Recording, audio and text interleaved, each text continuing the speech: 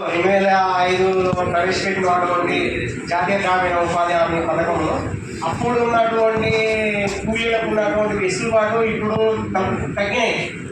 వాస్తవం ఏంటంటే అప్పుడు కూలీలకు నెట్టు పట్టా ఉండేది, మెడికల్ కిట్టు, వాటర్ బాటిళ్లకు వాటికి డబ్బులు వచ్చేది. ఇప్పుడు ఆ సిస్టమ్ లేదు. గత 10 years లోపల అసలు కూలీలను పట్టించుకున్న 50-100 మ్యాండేజ్ చేసుకు జరగడం ఉండేది. ఇప్పుడు ఈ గవర్నమెంట్ మారినాక ఇప్పుడు ఏంటంటే సిల్స్ స్టార్ట్ అయింది.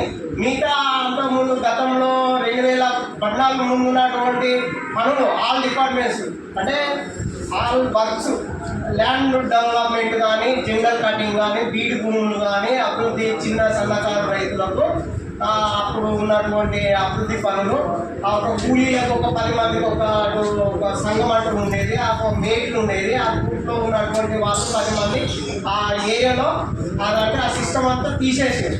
మళ్ళీ ఏంటంటే సార్ అందరి విలేజ్లో ఉన్నటువంటి కూలీల తరఫున ఇక్కడ మన యొక్క సార్ వాళ్ళకు మేము విన్నవించుకునేది గతంలో ఉన్నటువంటి ఆ పద్ధతులను ఇంప్లిమెంట్ చేసి పేదవాళ్ళు ఈ యొక్క పని మీద చాలా ఆధారపడి ఉన్నారు.